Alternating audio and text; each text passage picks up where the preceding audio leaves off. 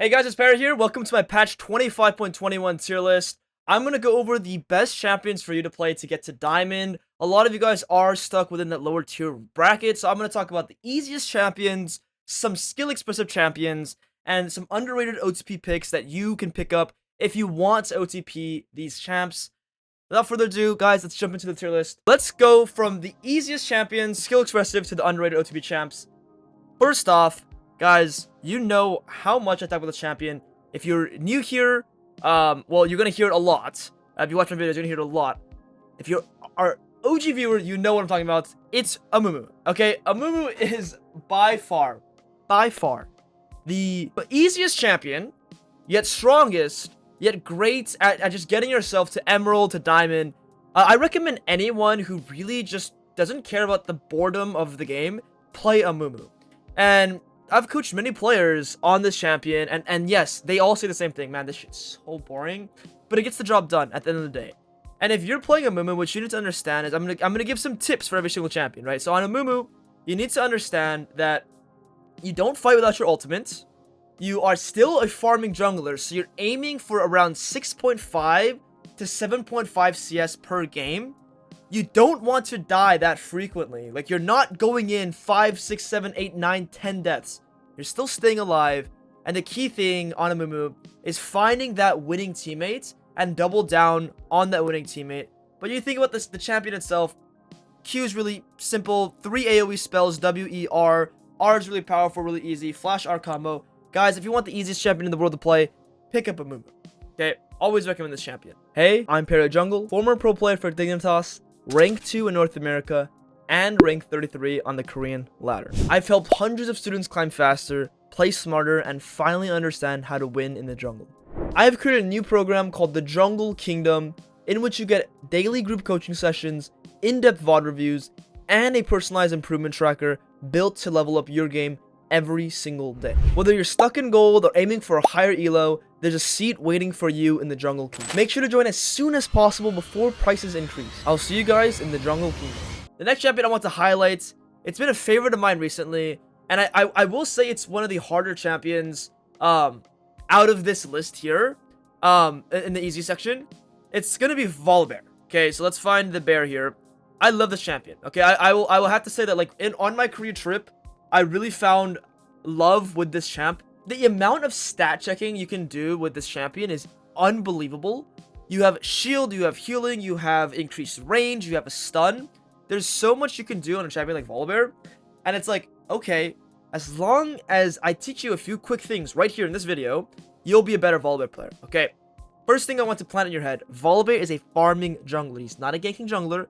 He is a 7 to 8 CS per minute jungler. The higher, the better. Okay, play Volibear like a farming jungler. After you're done farming, you gank.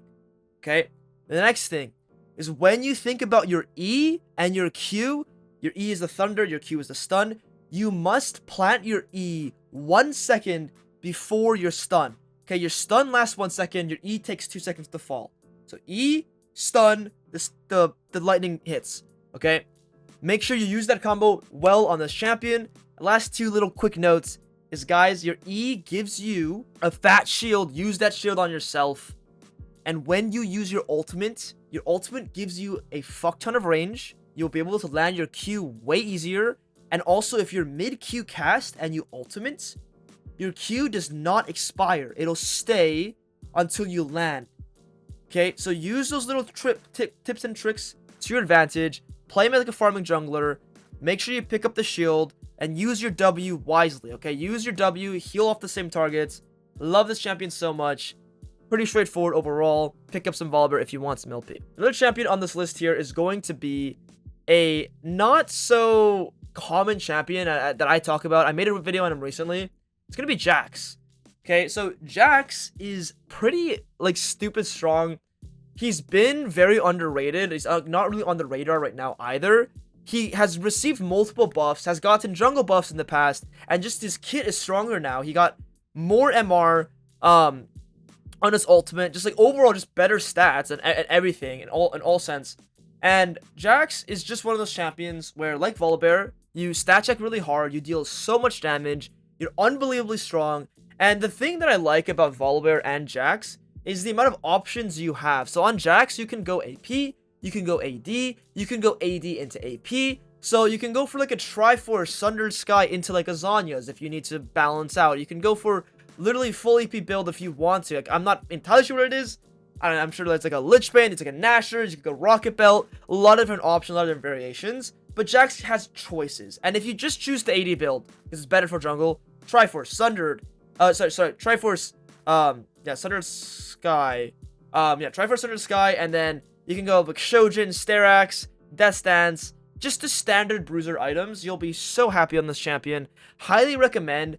People get really frustrated with playing against a champion with a Counter-Strike, and your ultimate also gives you unbelievable amounts of resistances. Highly recommend playing a champion like Jax. Okay, so the next champion we have here is Nocturne, and the thing I like about this champion the most is you have a bruiser build and a lethality build, so you can do either one. So real quick, the lethality build is Profane Hydra into Axiom Arc, into Death Stance, and then bruiser from there on.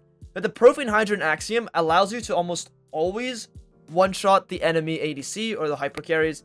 I highly recommend Nocturne for that reason. And then otherwise, you can go for the standard Stridebreaker, Experimental Exploits, just the normal Nocturne Bruiser build. Both are insanely powerful. You guys know how much I love Nocturne. Utilize your ultimates. I have a lot of coachings on this champion as well, so you can go to my second channel or even my main channel. I recently did a video on Nocturne and watch how I teach other Nocturne players how to play. Alright guys, let's jump into our more skill expensive champions that are still OP enough for you to climb to Diamond with. A lot of the time people tell me I don't want to play any of the easy champions, they're too boring and they're just too straightforward. I want to be cooler, essentially. So, okay, I hear you out there, I understand, you guys want something cooler. I'll give you some champions to work with to, play that have some more difficulty, okay? First champion we have on the list here is going to be Kindred, the Lamb, the Mark, the Legend. Okay, let's talk Kindred. Let's talk why Kindred's here, why Kindred's OP. Well, Kindred has it all. She has lots of damage, she has lots of survivability, she has lots of gank threat, she has lots of farm threat, she has lots of invade threat, she has literally everything. The difficulty with Kindred is how she fights, and because she's a ranged champion, it's unnatural for a lot of players because they normally start with melee champions and bruiser champions, so it's a little bit unnatural. Okay, but Kindred has everything. The thing that people are doing wrong with Kindred, okay, and I'll explain this on this champion, and you guys need to hear me out if you want to play Kindred. If you're playing Kindred, you probably have this goal to get a shit ton of marks, a lot, okay? It's not a bad goal. Every mark is worth around 300 to like 400 gold, and getting that third mark and then that every four marks after for bonus range is worth even more gold. So marks are worth so much gold.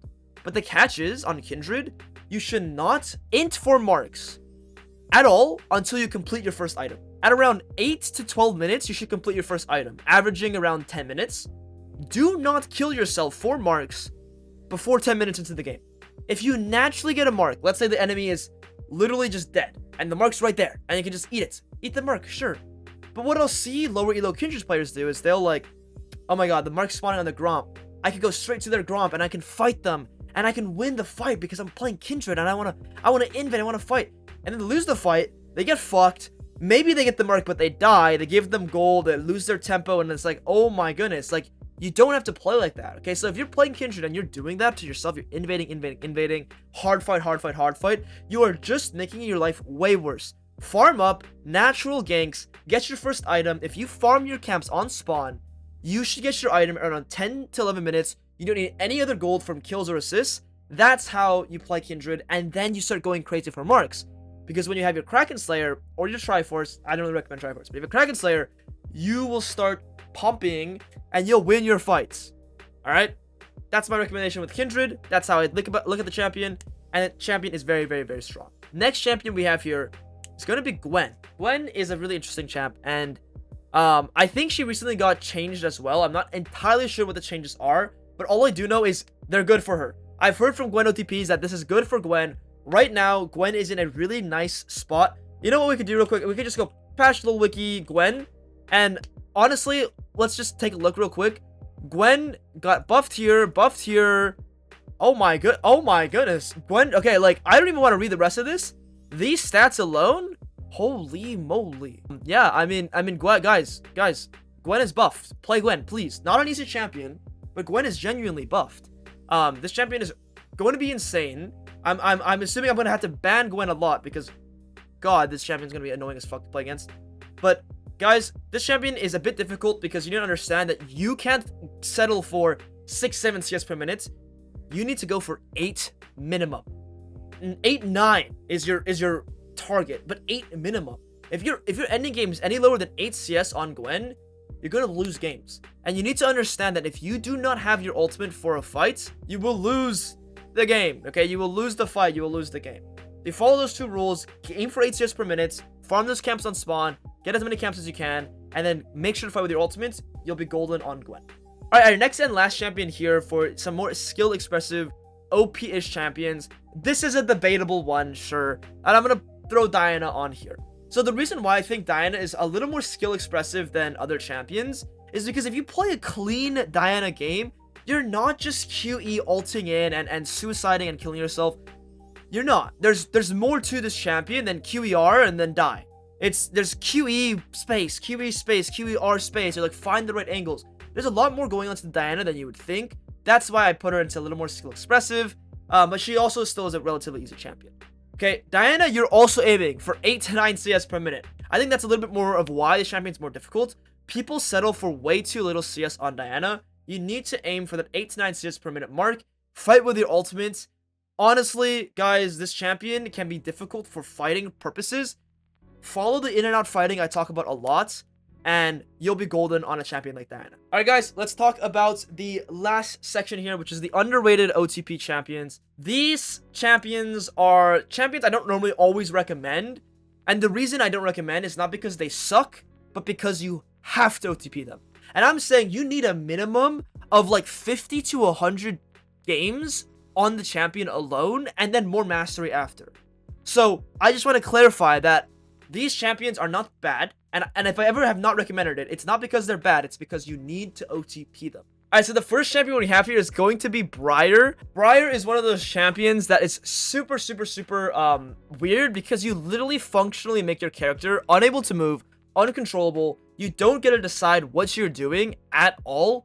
It's literally up, like, you need to understand how that works really well, and it takes a lot of games to understand that. For me personally, if I were to play Briar today, tomorrow, or now, like, I'd struggle because I just don't know the limits of the champion. Once you know the limits of the champion, though, you will be insanely powerful at stat checking everyone. Briar beats like a Mundo, Volibear, like not Jax because Jax is a counter, but beats them in terms of stat checking. You just need a shit ton of games on Briar. Alright, so Master Yi is again one of those champions where you need a lot of games to understand the limits. If you don't have a lot of games on Master Yi, you don't know how far you could push fights. You don't know what you can do. So ultimately, once you get those games in on Yi, you will see, like, okay, I need to farm for my first item. I'm not a ganking jungler. I'm not strong until I have items, and I can only really fight when I have my ultimates, or if the enemies are, like, inting into me. You'll learn a lot about the champion, learn a lot more about the champion once you play way more games on Master Yi. The next champion I have here is going to be Warwick. So Warwick, again, is not a bad champion, and it never has been. It's a champion that I don't recommend, though, because you need to OTP it. You need 50 or 100 games to understand how to properly use your scent, your W, how to properly use your ulti in fights, your E, even your Q and your healing. You need to know a lot about Warwick, and the big thing about Warwick is, like, people struggle with the mid-late game, but if you're a true OTP with Warwick, you'll understand what your limits are, what your capabilities are, what you're supposed to be looking for. Most of the time on Warwick in the mid-late game, you're looking for side lane plays with your strong laner, and then in the fight, you're looking for disruption. You're not looking to hard win. You're looking for little chunks. You're looking to trade and then heal back up on camps. But ultimately, you need to play a lot of games on Warwick. Again, that's why they're underrated OTP champs. They're powerful, but you do need to OTP them. Alright, so the last champion on this list here is Dr. Freaking Mundo. Dr. Mundo is one of the most powerful champions, I'd say, in general, as a jungler. Like, I would say this champion is really underrated. But the catch with Mundo is, we mentioned your 8 to 9 CS benchmark with Gwen and Diana. Mundo is like, you need 10. You need 10.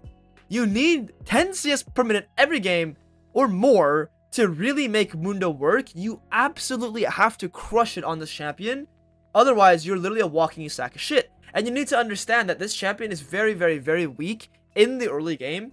very weak, and you need your items, you need your levels to make Dr. Mundo strong. So once you play a lot of games and understand how you can min-max your CS, then yeah, you can unlock how to be really strong on Mundo. And then also, you need to know how to fight on this champion, which requires a lot of games. Alright guys, that's going to be the end of this tier list here. We have 11 champions on this list. Again, this is my recommendation on what's the easiest champions to play all the way up to Diamond, whether you want to OTP some stuff, whether you want to play something more skill expressive or easier. You guys have the champions here. At the end of the day, I always make this disclaimer: play whatever you want. If you enjoy the League of Legends for playing Jace jungle, Aatrox jungle, I don't know, just enjoy. Like, enjoy the game at the end of the day. But if you want my recommendation on how to get to this rank the fastest, this is your list here. So for all my serious grinders, this is what I recommend. If you guys enjoyed the video, please leave a like, comment, and subscribe.